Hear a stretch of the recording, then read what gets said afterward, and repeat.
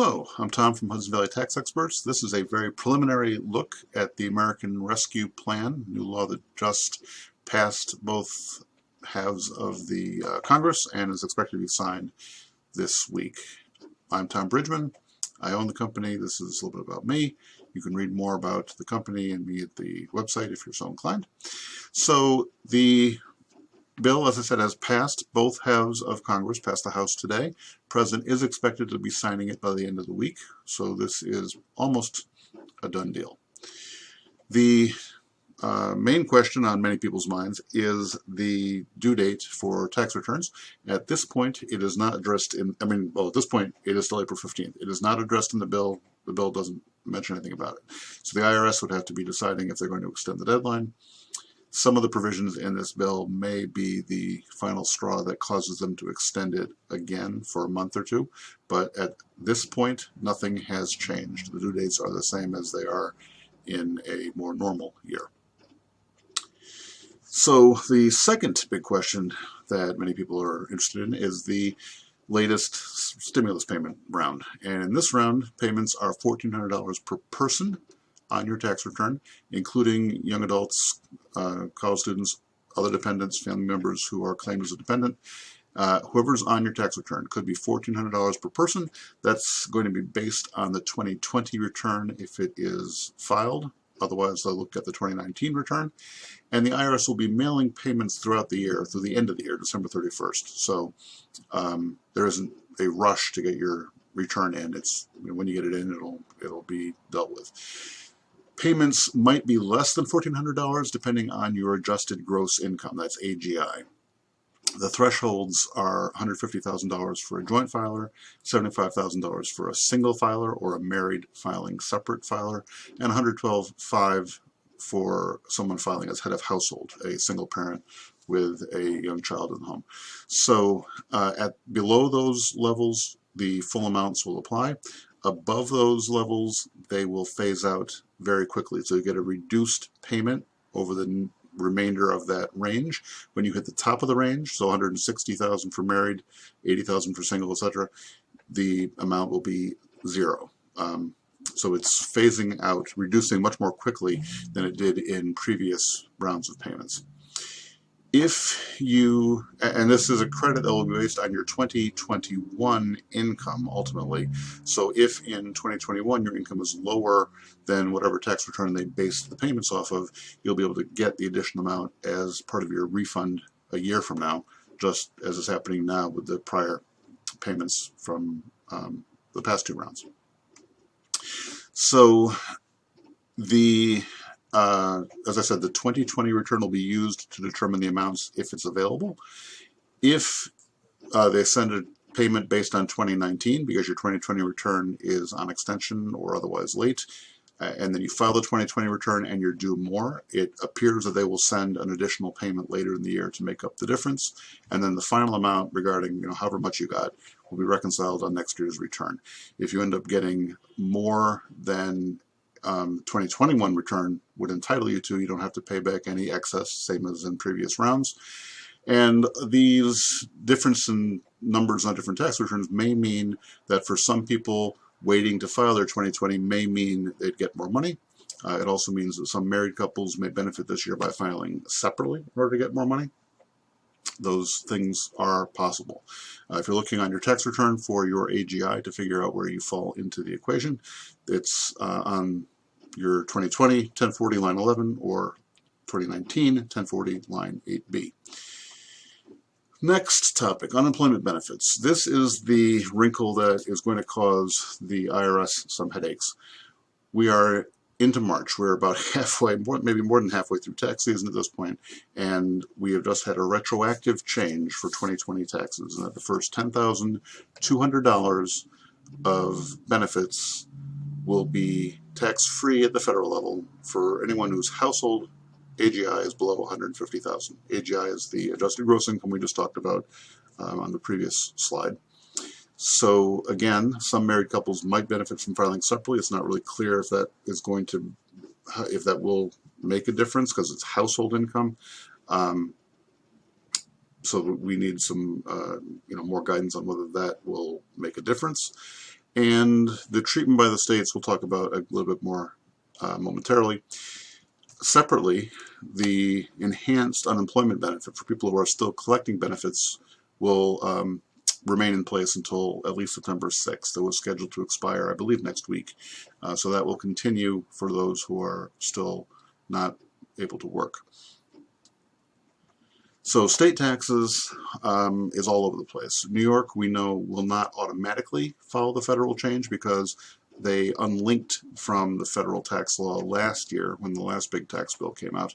And so unless New York State explicitly changes something to follow along, benefits will remain taxable in New York. Other states, it varies. Some states don't tax unemployment, as a usual course of affairs. Maryland and Delaware apparently have passed laws to exempt unemployment in 2020 exclusively, just for that year. Some other states automatically follow federal law like New York used to do, so they would not be taxing the benefits if that's the case.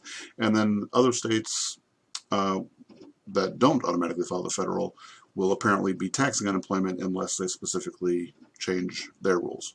So depending on where you live, the picture may be different from someone in a different state.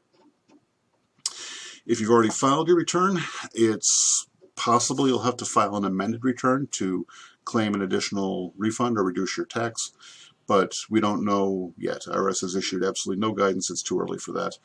There's, possibility the IRS could attempt to retroactively adjust the tax returns that were already filed and issue corrections, but the reduction in unemployment does potentially change other calculations on the return, so it's unclear if that's really a simple thing to do. There's also a question of whether college students and dependents who got unemployment last year will be automatically qualified for this, because the exemption is based on household income. So if the parent's income is over the threshold but the child was collecting unemployment, it's not clear that the child would get the tax-free benefit because the household as a whole would be over the threshold. So we're waiting for more guidance on that. So basically, for unemployment, people with unemployment, we're kind of saying it's probably best to hold off filing if you can. Moving to a different topic, the expanded child tax credit is a one-year change. The child tax credit is additional funds from the government for parents of younger children, and it's been around for quite a while. And normally it's a $2,000 credit. It's been enhanced for 2021. So the first change is that it is now fully refundable. What that means is that if your credit is more than your tax, the excess will come back to you as part of your refund. In the past, up till this year, it's been partially refundable, 70% refundable. So you could get some of it back even if you had little or no tax liability. For 2021, even if you have very little tax liability or no tax liability, you can get the full amount back. The credit has been increased to $3,000 or $3,600 for kids under the age of 6. And it's been extended to apply to kids who are age 17 at the end of the year. Usually it goes away at the age of 16. There's also a new benefit for people in the lower income thresholds. In the past, you've had to have at least $2,500 of income in order to get a credit. And this year, because so many people aren't working or not working as much, they've removed that floor, so-called, so that even with very little income you can claim the benefit, or even with no income you can claim the benefit. The additional amount, the enhanced amount, the $1,000 or $1,600 excess over the $2,000, will be reduced for people with AGI over the threshold, same as what we just saw for the stimulus payments. So $150,000 if you're filing a joint return with your spouse, single or filing separately, $75,000, head of household $112,500. Once you go past that threshold, the additional $1,000 or $1,600, depending on your child's age, will get reduced. But the $2,000 credit will still be in place under the rules that it always has been, with the enhancement that it's now fully refundable. The other half of this enhanced child tax credit is that there's going to be periodic prepayments of the 2021 credit to eligible families. So in 2021, supposedly starting in July and extending through the rest of the year, possibly monthly, although that's uncertain, parents with children who the IRS, calculates would be eligible for this credit are going to get a monthly amount. So monthly, if you have a child under 6, would be $300, and over 6 would be $250 per child. So that would show up in some fashion. No details on this yet, really beyond what I'm telling you here. So how it's going to work, no one really knows yet. It'll be based on 2020 if it's available, 2019 if not. In this case, the credit, when it's reconciled on the 2021 return, you may have to pay back some if you received more than you should have. But because you're only getting at most 50% of the expected credit, a lot of people, it's going to be difficult to be over the threshold where you'd have to pay a lot back. And for lower income families, there's a so-called safe harbor where they can't be really harmed by having to pay back a large amount. So that is going to take some time to develop, and there'll be a lot of details coming out in the future, I'm sure. The Earned Income Credit, separate government program, is a tax credit for people earning income. So people who have income from working, it supplements their tax payments to reduce their tax and potentially give them a larger refund. And for taxpayers that don't have any children, this program has been enhanced for 2021. The age to claim it has been reduced to age 19, except for certain full-time students. What exactly that means, I didn't go try to dig out. But if you've got someone who's 20 years old and working, previously they were not, or unable to work because they're now on unemployment, previously they were not able to claim an earned income credit. Now, if they were working and had income from wages, they would be able to get this credit. In addition, older taxpayers above age 65 who used to be locked out of this credit will now be eligible, at least for this year. And overall, the maximum amount that is available and the income levels of what it can be claimed have been increased, so more people will get a bigger benefit. Certain separated spouses will be eligible. I believe that's, well, I didn't look into the details, so I'm not going to speculate onto what that means, but that might be applicable if you don't file with your spouse. And people filing next year on 2021 return who have lesser income than they did previously can use their 2019 income to calculate the credit to potentially get a bigger amount. And then finally, there's this thing called investment income, which limits how much of the credit you can get if you've got too much from non-wage sources. And that includes rental income. So people who are landlords, don't necessarily, get a huge benefit from the rent they receive and that they have to pay the household expenses for the rental. But that would have previously locked them out of the EIC. Now the threshold for that income has been raised somewhat, so people with moderate amounts of investment income, what's considered investment income, would qualify for the credit as well.